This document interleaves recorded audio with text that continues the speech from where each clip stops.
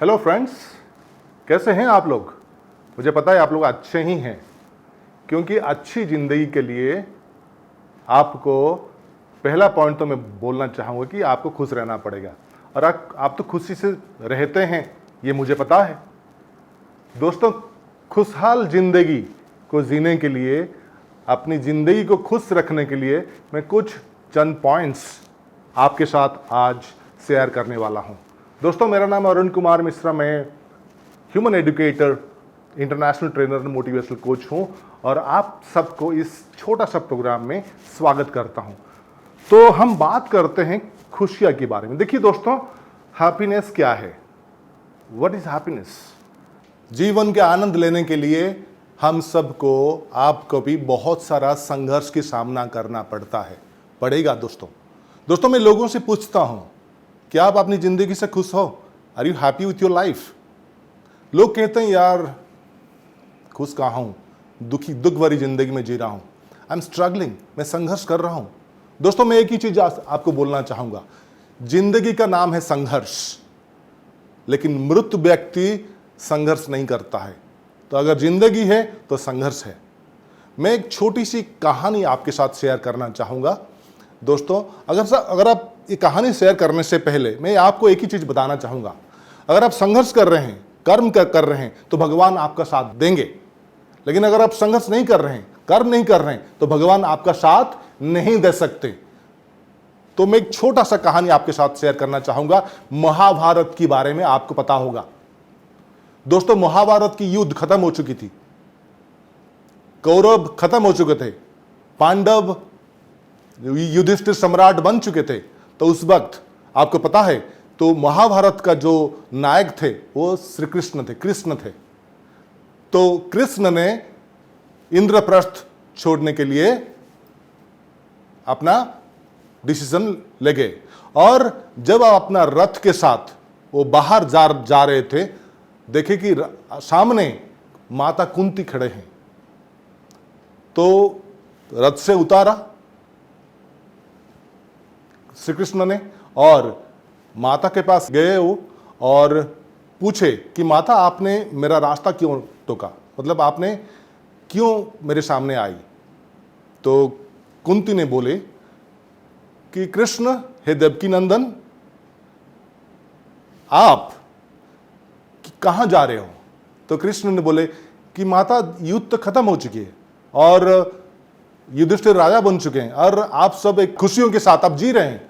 तो अब this is the right moment, अब मेरे को द्वारिका जाना चाहिए। तो उस वक्त माता कुंती ने पूछा कि कृष्ण, जब हम संघर्ष कर रहे थे तब आपने हमारा साथ दिया, लेकिन अब जब हम खुशी से रह रहे, क्या आप हमारे साथ नहीं रह सकते? तो कृष्ण ने बोला, जवाब था उनका कि माता, जब आप कोई भी इंसान संघर्ष करता है उस वक्त मैं उसके साथ रहता हूं, लेकिन जब उसकी जिंदगी में खुशहाली आ जाती है, आनंद भरी जिंदगी वो जी लेती है, तब उस वक्त मैं उसको छोड़ता हूं। मैं देखता हूं क्या वो मेरे को याद करते हैं या करेंगे फ्यूचर में। तो ये कहानी है कि अगर आप संघर्ष करेंगे जिंदगी में तब आप आगे बढ़ सकते हैं। अभी हम बात कर रहे थे हैप्पीनेस के बारे में। What is the road to happiness? There is no road to happiness, right? क्योंकि खुशी को कोई रास्ता नहीं जाता है, क्योंकि खुशी खुद एक रास्ता है, ये आपको पता है दोस्तों। Happiness is your birth right, happiness is contagious, happiness should be your choice. अगर आप खुशहाली जिंदगी को खुद आप पसंद नहीं करोगे, अगर चॉइस नहीं करोगे, तो आपको नहीं मिलने वाला है।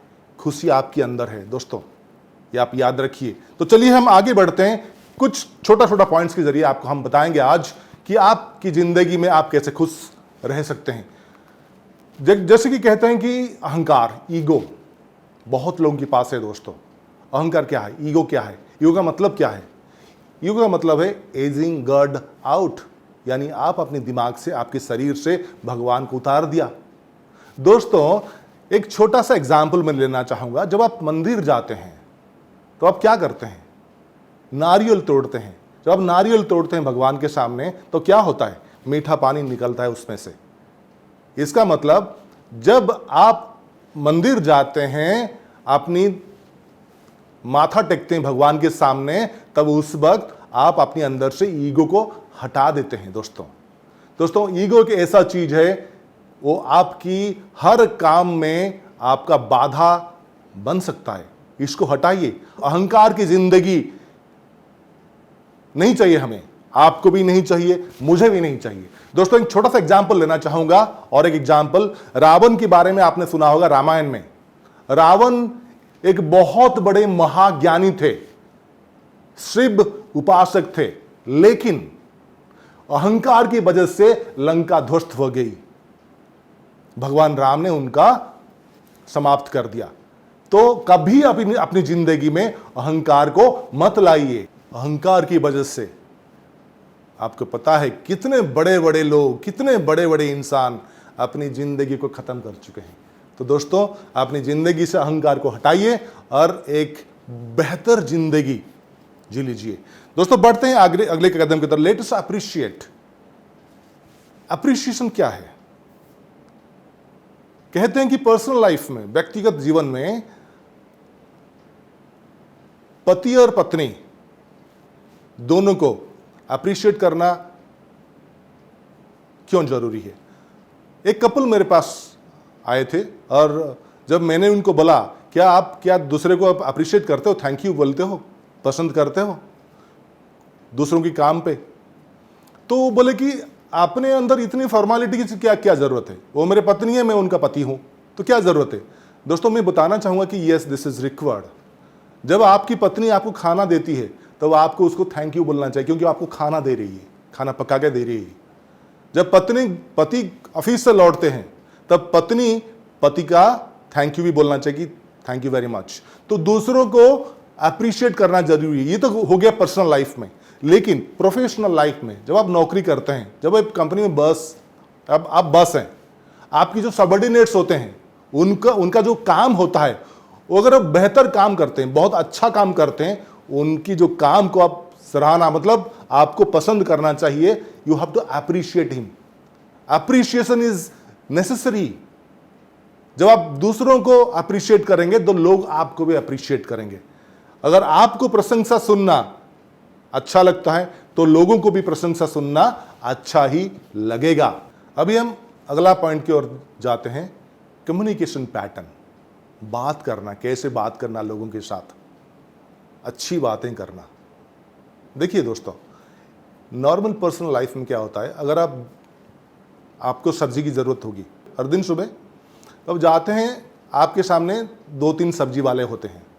एक सब्जी वाले ने जब आप पूछते हैं कि भैया इसका भाव कितना है, इसका रेट कितना है, वो जवाब देता है कि इतना है, 5 रुपया है, 10 रुपया है, थोड़ा कम पे बोलता है, लेकिन थोड़ा सा रफ एंड टफ में बोलता है। लेकिन एक दूसरा सब्जी वाले वो बोलता है कि सर बहुत अच्छा सब्जी मिलता है, ताज़ा ताज़ा सब्जी मिलता है, आप मुझसे लीजिए, मैं गारंटी देता हूँ ये आपको पसंद आएगी। मिठास भरी बातें, तो पैटर्न ऑफ कम्युनिकेशन दोस्तों, तो आप जरूर उससे ही लेंगे। दोस्तों कहते हैं कि कम्युनिकेशन पैटर्न, एक कुछ पॉइंट्स में आपके साथ शेयर करना चाहूंगा।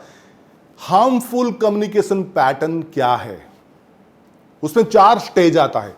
पहला stage, I win you lose, यानी मैं जीत गया आप हार गए।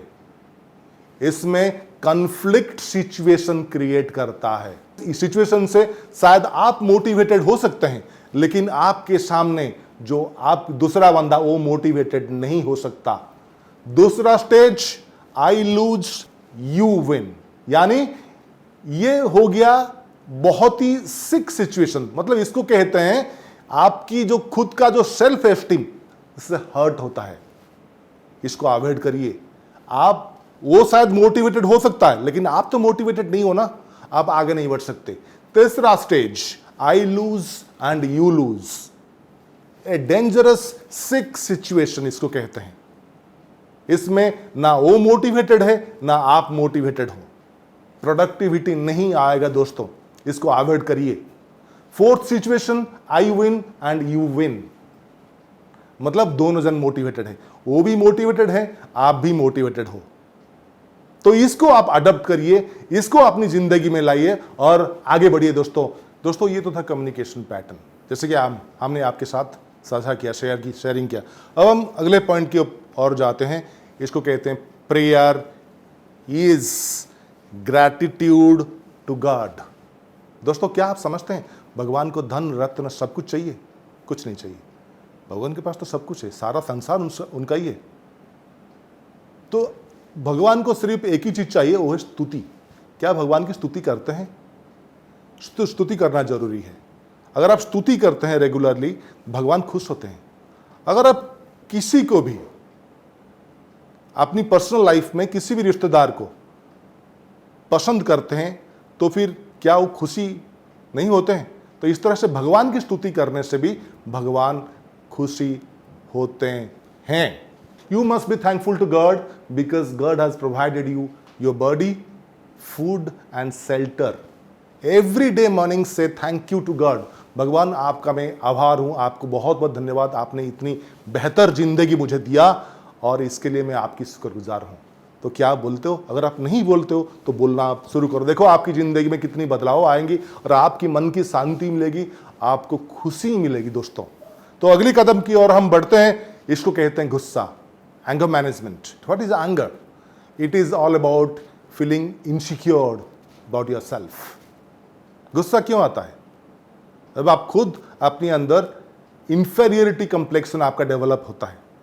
किसने हमको मंकी कहा, हमने उसको डोंकी कहा, मतलब हमने रिटालिएट किया, राइट? ये गलत चीज है। कहते हैं कि anger it is all about losing control, not gaining control. इसलिए दोस्तों, मैं आप सबको मेरा सलाह है, मेरा सजेशन है, गुस्सा को सामने मत लाइए। क्योंकि जब गुस्सा आता है, जब एंगर आता है, तो विवेक और बुद्धि भ्रष्ट हो जाती है। तब आप कुछ भी गलत कदम आप उठा सकते हो। वो गलत कदम की परिणाम शायद गलत ही हो सकता है। तो इसीलिए you have to control your anger. गुस्सा हो सकता है, लेकिन आपको कंट्रोल करना है, मैनेज करना है। दोस्तों, चलिए हम बढ़ते हैं नेक्स्ट पॉइंट की तरफ। Be a giver of happiness, not a beggar of happiness. दोस्तों, सबके साथ खुशियां बांटिए। अगर आपके सामने कोई दुखी इंसान बैठा है, तो उसको आप अपना खुशी शेयर करिए। इससे बेहतर काम और जिंदगी में कुछ नहीं हो सकता। मैं एक छोटा सा एग्जाम्पल देना चाहूँगा। एक कपल मेरे पास आया था और दोनों शादी करना चाहते थे। मैंने पहले लड़के को पूछा कि भाई साहब, आप क्यों शादी करना चाहते हो लड़की से? तो लड़के ने बोला कि लड़की खूबसूरत है और अच्छा कमाती है और अच्छा परिवार से है, तो मेरा जिंदगी वो बना सकती है, मेरा जिंदगी बेहतर बना सकती है। तो same question is asked to the girl. लड़की को हमने पूछा कि क्यों आप उनसे शादी करना चाहती हो? तो लड़की ने बोला कि लड़का हैंडसम है, अच्छा नौकरी करती है, अच्छा खानदान से है, धन दौलत है, तो इसलिए मैं उससे शादी करना चाहता हूँ, वो मेरे को अच्छी जिंदगी दे सकता है। मतलब यहां हम क्या डेवलप कर रहे हैं? दूसरे को भीख मांग रहे हैं। We are developing beggary, we are begging happiness. Happiness can not be begged, it is within you. अब आप खुशियां, अगर हैप्पीनेस अगर दूसरों के आप दोगे तो आपको मिलने वाला है। Happiness is within you. I repeat this thing. तो ये बोलना चाहिए कि मैं अगर शादी उनसे करूंगा, मैं उनकी जिंदगी में बहुत सारे बदलाव लाऊंगा और बेहतर रखूंगा। ये दोनों दूसरे को बोलना चाहिए था। तो लेकिन यहां आप कुछ हम सोचते हैं, हम एक्सपेक्ट कर रहे हैं खुशियां, हैप्पीनेस किसी और से, ये शायद नहीं मिल सकता है। दोस्तों, ये तो था कुछ छोटा छोटा पॉइंट्स हैप्पीनेस के लिए। हम आगे जाके आपके साथ बहुत सारे वीडियोस शेयर करने वाले हैं। आप हमारे साथ जुड़े रहे। Thank you very much. Have a great moment, have a greatest life. Thank you.